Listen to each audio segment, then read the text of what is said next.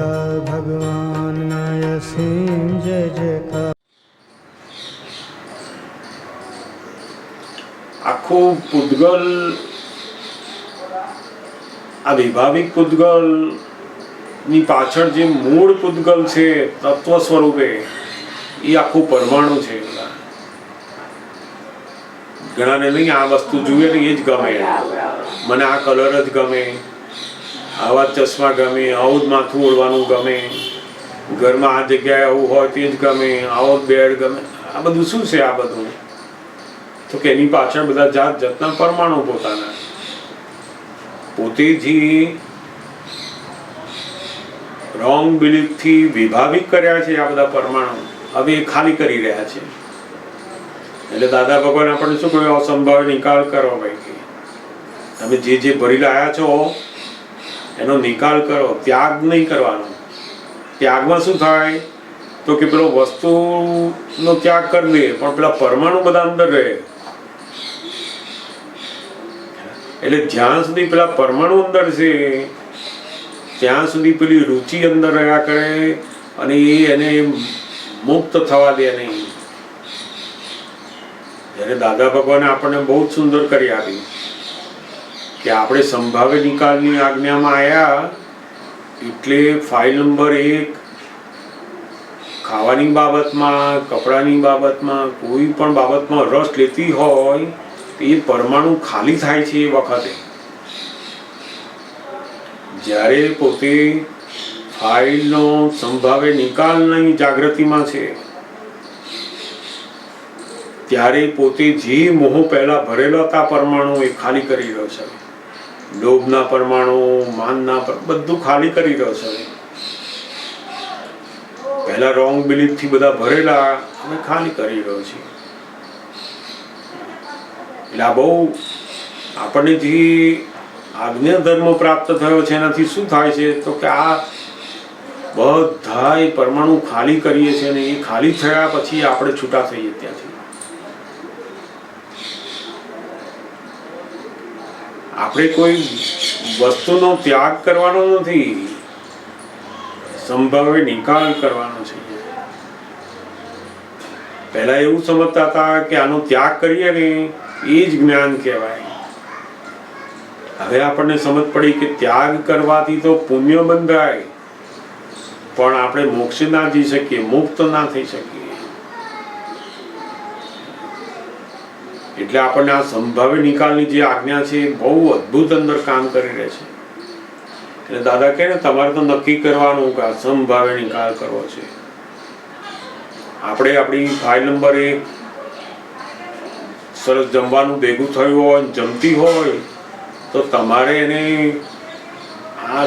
આવું સરસ સરસ ખાઈશ તો મોક્ષે નહીં જવાય, આમ નહીં થાય, એ તમારે એને લડવાની જરૂર નહીં. અહીંયા હવે તમે ખાનાર છો જ નહીં. જ્યાં સુધી તમે ખાનાર હતા ત્યાં સુધી આ બધું જોવાનું હતું. હવે આહારી આહાર કરે ને તમારે શુદ્ધાત્મા રહીને છો, અને સંભાવે નિકાલ બહુ બહુ અદ્ભુત અંદર કામ કરે છે. આ બધા પરમાણુઓ ખાલી કરી રહ્યા છે. આપણે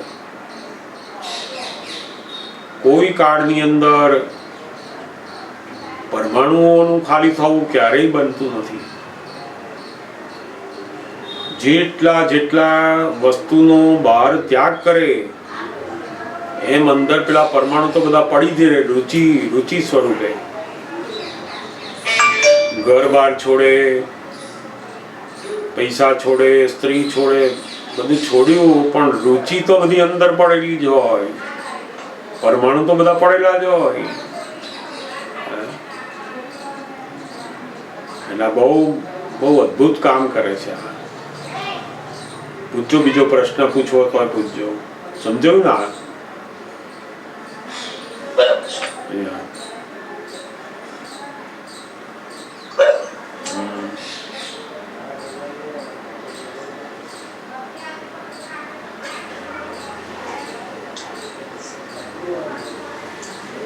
આપણે આગળ કહીને મન તો કાંટ સ્વરૂપે છે, અને એ તો સંજોગને દબાણથી ફૂટે છે. હા, એટલે સંજોગો ભેગા થાય તો પછી પેલો વાણી જાણીને ભોગવવી પડે કેમ સવાલ એ ભાવ અત્યારે જે આપણું મન સંજોગોના આધીન જે વિચાર સ્વરૂપે બહાર નીકળે છે એ દ્રવ્ય મન છે. પહેલા જે બીજ નાખેલા અને જે ગાંઠ પડેલી એ ગાંઠમાંથી આજે બહાર નીકળી રહ્યું છે. અને એ નીકળતી વખતે જો ફરી પાછો ઓપિનિયન આપ્યો અને બોલ્યો એટલે પાછું શું થયું તો કે પાછું એને બીજ નાખ્યું, પેલું ભાવ મન નવું પાછું અંદર નાખ્યું, પાછું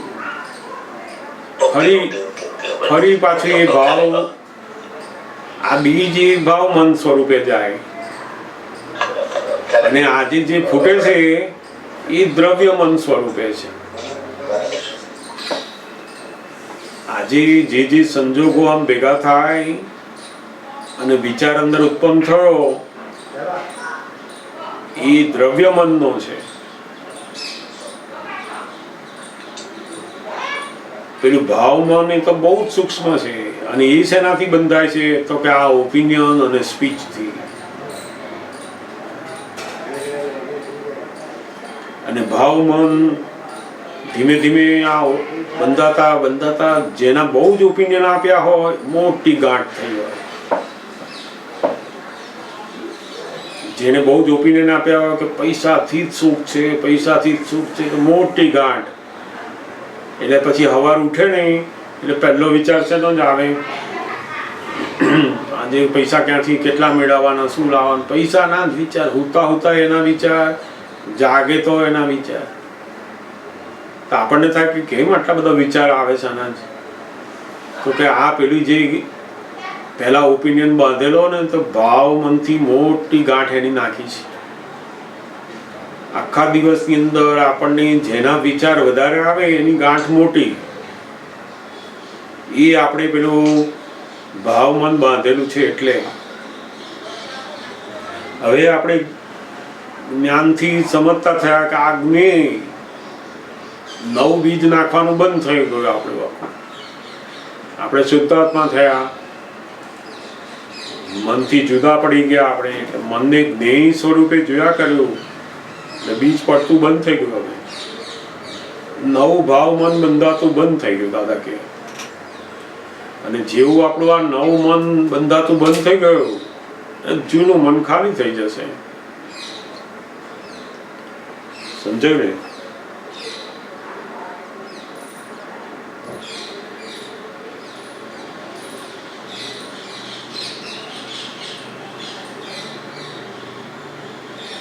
પૂછજો, બીજી વાતો પણ પૂછજો. એટલે એમ કે આપણે જે ભાવ મન છે એના માટે જ એની મધર અને ફાધર થયા.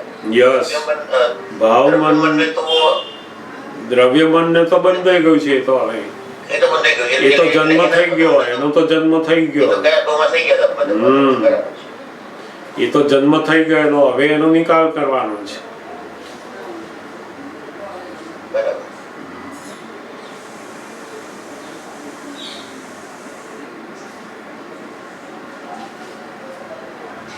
સરસ, પૂછજો બીજી વાતો.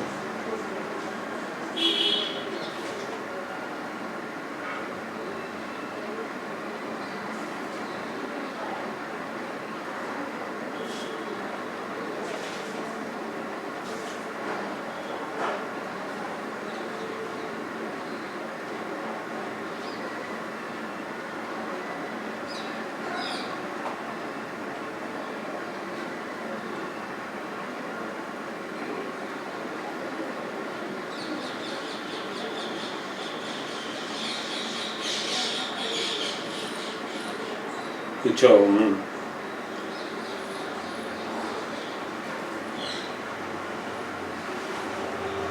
જરૂર બચ્ચે કઈ વાત કરતા હતા, પૂછો એમને.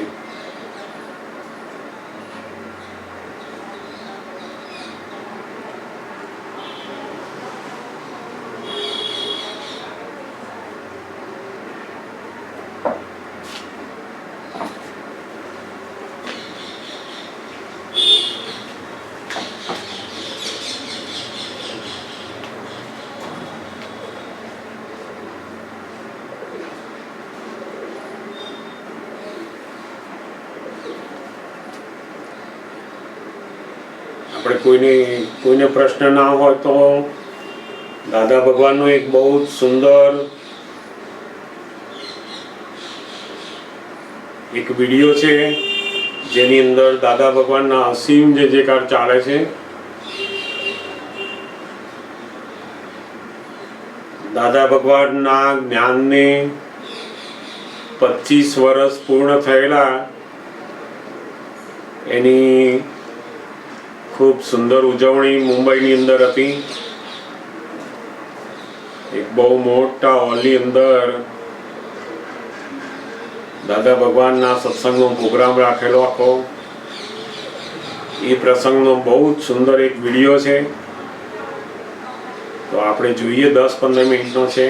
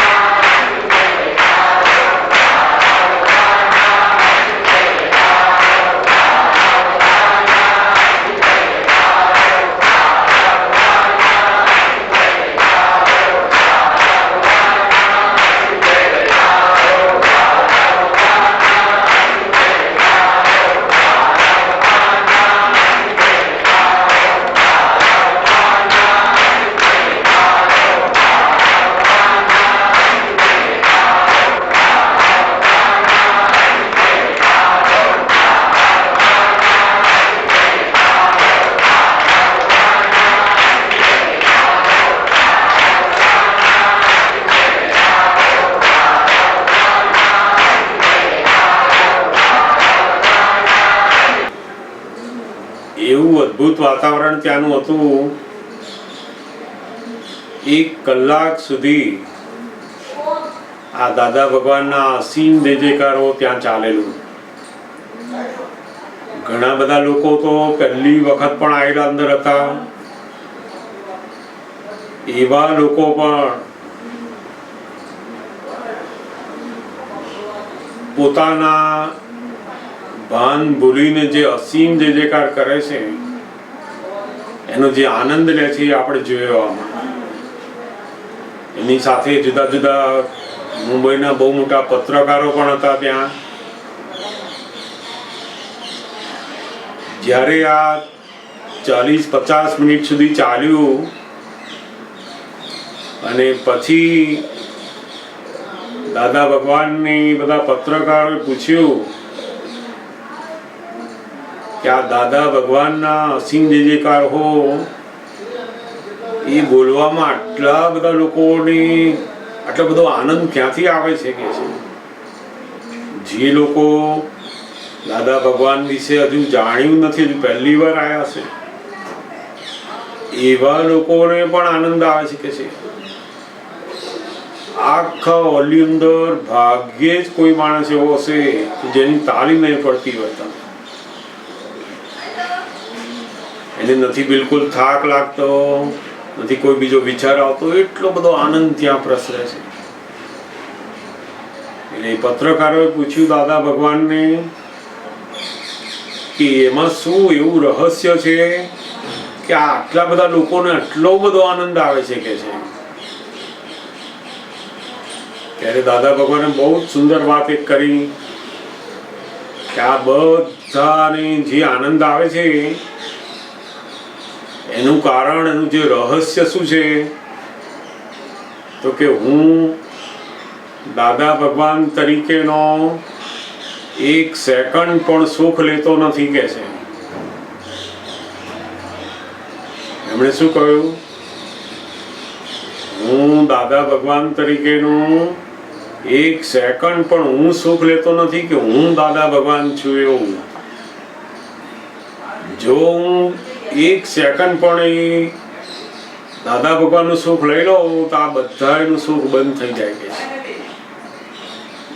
કેવું કેવું અદ્ભુત એમની દશા હશે, અને એ દશાના કારણે પેલું સુખ, પેલો આનંદ આખા બધા લોકોને આપણે જોવા મળે છે. અશોકભાઈ પણ ત્યાં હતા અને એ પ્રસંગનો જે આનંદ છે એ આજે તમને લોકોને વાત કરતા પણ મને આમ યાદ આવ્યા કરે છે. બહુ અદ્ભુત એ વાતાવરણ હતું.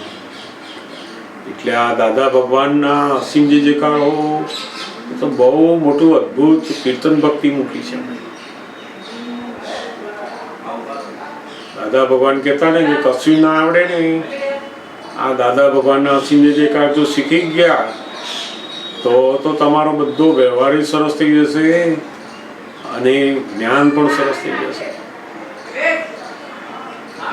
કીર્તન ભક્તિ એ આપણા અનંત પાપોને બાળીને ભસ્મીભૂત કરી નાખશે. બધો વ્યવહાર પણ બધો સરસ થવા માંડશે, બધું.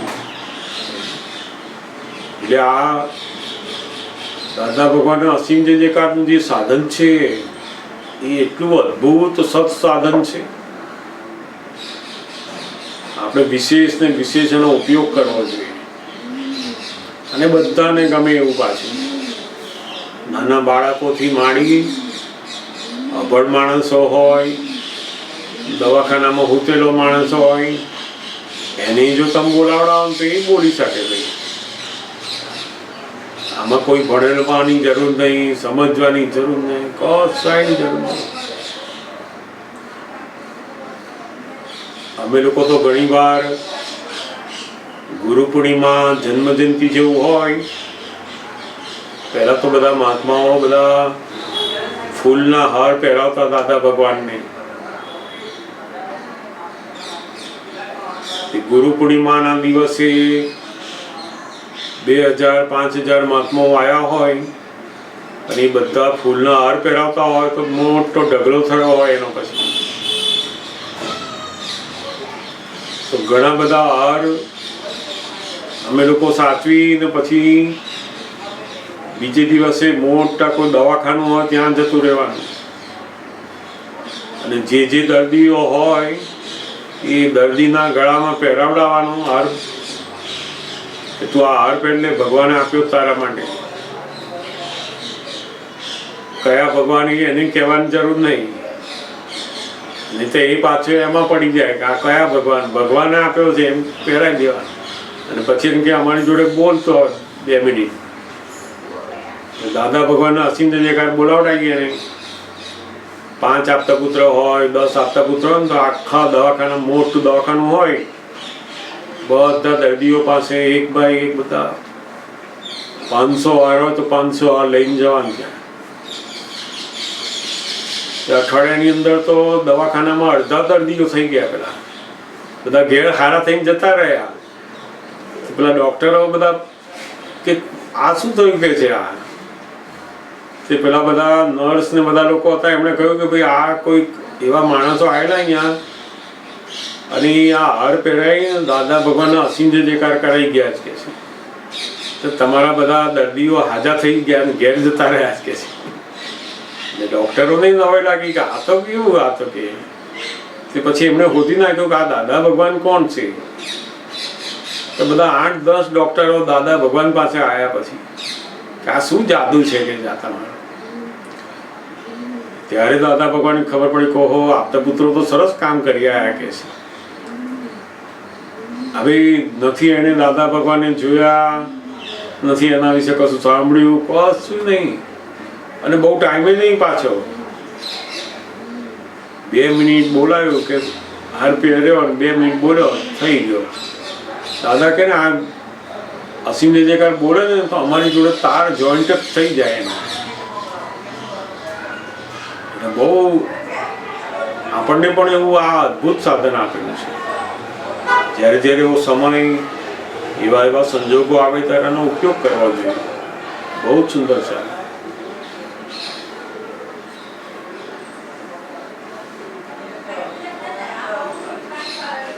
તમારામાંથી જો કોઈ નથી હવે એમાં અજાણ રહેવું એ તો બહુ અઘરું. હવે એ શેનાથી રહેવાય તો કે આપણો જે ઉપયોગ છે એ આજ્ઞા ધર્મથી બિલકુલ જાય નહીં અને પોતાના જોવા જાણવામાં પોતાની ફાઇલ નંબર 1 ઉપર વિશેષ એનો ઉપયોગ જાય ત્યારે જ પેલું બહારનું જાણવા છતાંય અજાણમાં રહેવાય. જેમ ઘણીવાર આપણને જે વસ્તુનો ઇન્ટરેસ્ટ ના હોય એ વસ્તુ કોઈ કરતું હોય આપણે એમ જોઈએ ખરા એને પણ જોયા પછી આપણે કેવા હોઈએ છીએ અજાણ જેવા. કારણ કે આપણનો રસ નથી એમાં. આપણો જે ઉપયોગ છે જેમ પૈસા ગણતો હોય માણસ એનો ઉપયોગ એમાં હોય તો બીજામાં એનું જાણપણું નથી બિલકુલ રહેતું. એવું આપણને જો ફાઇલ નંબર 1 ને જ વધારે વિશેષ જાણપણાનો ઉપયોગમાં રહીશું તો પેલું જાણ્યું છતાં અજાણ્યા રહીશું. કવિરાજે તો બહુ સુંદર પદ પણ આના વિશે લખેલું છે કે જ્ઞાની પુરુષ કેવા હોય છે તો કે બધાનું બધું જ જાણતા હોય છે પણ છતાંય રહે છે કેવા તો કે બિલકુલ અજાણ સ્વરૂપે. કોઈ પણ જાતનો ઓપિનિયન એમને રહેતો નથી. કેમ તો કે એ એવું જુએ છે કે આ રિલેટિવ આજે જે વર્તે છે એ સંજોગાધીન છે, કાલે પાછું જુદું વર્તશે, ફરી પાછો જુદો વર્તશે, એના હાથમાં નથી.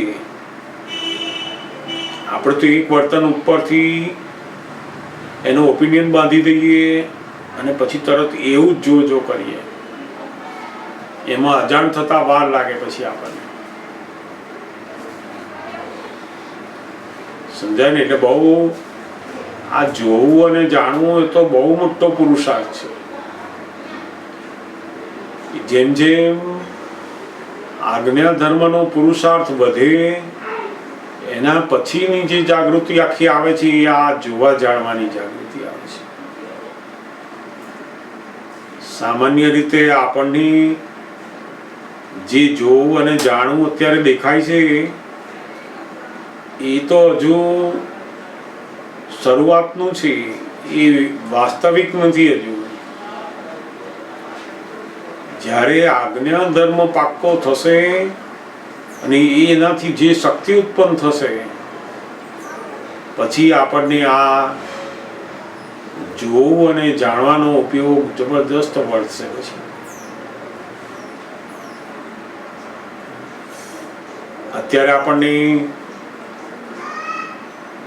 બહાર જે જાણવાનું, બીજાની પ્રકૃતિને જાણવામાં જે ઉપયોગ જાય છે એ ઓછો થાય અને પોતાની પ્રકૃતિને વિશેષ જાણવામાં રહે, જોવામાં રહે, તો પછી આ જાણ્યું છતાં અજાણ રહી શકે છે. તમે કોઈના પણ વિશે કંઈ પણ જાણ્યું પછી અજાણ થવું બહુ અઘરું. એવું વર્તું એની જોડે એ બહુ અઘરું. કોઈ માણસને તમે લડતા જોયા અને પછી એ માણસને તમને અંદર થઈ ગયું કે આ તો બહુ ખરાબ માણસ છે, હવે એ અજાણ રૂપે એની જોડે રહેવું એ કે બહુ જ્ઞાનીની દ્રષ્ટિમાં આવીએ ત્યારે થાય કે છે. એટલે આજ્ઞાની જે ઉપયોગ છે ને એ આપણને આ જાણ્યું છતાં અજાણ પણ રહી શકાય એવી સ્થિતિમાં લાવે છે. દાદા ભગવાન બધાની પ્રકૃતિનું બધું જાણતા હોય, જે આપણે પણ ના જાણતા હોય એવું એમને ખબર હોય.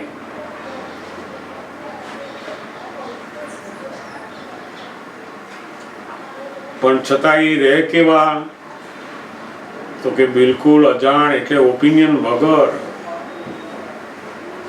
એમને આપણી જોડે કોઈ ઓપિનિયન આપે નહીં અંદરથી. તમે કોઈના પણ પ્રત્યે ઓપિનિયન આપ્યો કે ધીમે ધીમે પછી શું થાય, રાગ દ્વેષ શરૂ થાય. એમાંથી સારો ઓપિનિયન આપો પછી ના ગમતું આવે પાછું, એનાથી ઊંધું વર્ત્યો તો પાછું ખરાબ ઓપિનિયન. એમને તો ઓપિનિયન જ નહીં એવા. એ શું જુએ છે તો કે આ આખું રિલેટિવ સ્વરૂપ, અને એ રિલેટિવ સ્વરૂપ એ કર્મના આધીન ફરી રહ્યું છે. એમાં શા માટે ઓપિનિયન આપવું કે આવું જ છે?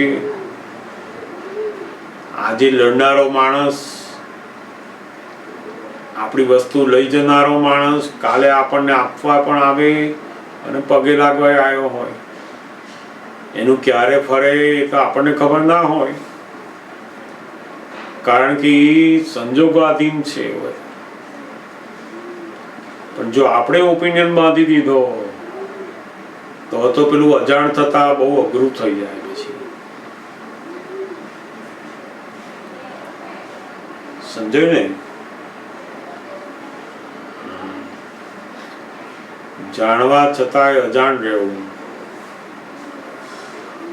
કોઈના પણ વિશે આપણે કશું જાણ્યું હોય તો અજાણ રહેવું, આપણે એમાં ઊંડા ઉતરવું નહીં. એમ આપણી ફાઇલ નંબર 1 ની અંદર ઊંડા ઉતરવું. આપણે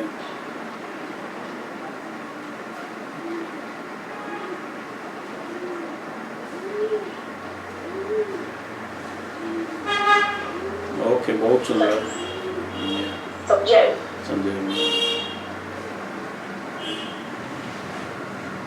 કોઈને પ્રશ્ન હોય તો વાત કરીએ ને, તો એક પ્રાર્થના બોલાવીએ આપણે.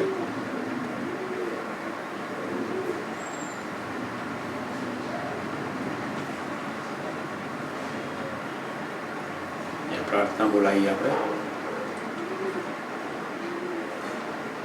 હે અંતર્યામી પરમાત્મા, આપ દરેક જીવ માત્રમાં બિરાજમાન છો, તેમજ મારામાં પણ બિરાજેલા છો. આપનું સ્વરૂપ તે જ મારું સ્વરૂપ છે. મારું સ્વરૂપ શુદ્ધાત્મા છે. હે શુદ્ધાત્મા ભગવાન, હું આપને અભેદ ભાવે અત્યંત ભક્તિપૂર્વક નમસ્કાર કરું છું. અજ્ઞાનતાએ કરીને મેં જે દોષો કર્યા છે તે સર્વ દોષોને આપની સમક્ષ જાહેર કરું છું. તેનો હૃદયપૂર્વક ખૂબ પસ્તાવ કરું છું અને આપની પાસે ક્ષમા પ્રાર્થું છું. હે પ્રભુ, મને ક્ષમા કરો, ક્ષમા કરો, ક્ષમા કરો અને ફરીથી એવા દોષો ક્યારેય પણ ના કરો એવી આપ મને શક્તિ આપો. હે શુદ્ધાત્મા ભગવાન, અમને ભેદભાવ છૂટી જાય અને અભેદ સ્વરૂપ પ્રાપ્ત થાય. અમે તમારામાં અભેદ સ્વરૂપે તન્મયાકાર રહીએ. જય સચ્ચિદાનંદ. સંત પુરુષોનું યોગ બળ, સત્પુરુષોનું યોગ બળ અને પ્રગટ જ્ઞાની પુરુષ દાદા ભગવાનનું યોગ બળ સમસ્ત વિશ્વનું કલ્યાણ કરો, કલ્યાણ કરો, કલ્યાણ કરો અને કલ્યાણ કરવાનું નિમિત્ત બનવાની અમને પરમ શક્તિ આપો, શક્તિ આપો, શક્તિ આપો. જય સચ્ચિદાનંદ, જય સચ્ચિદાનંદ, જય સચ્ચિદાનંદ.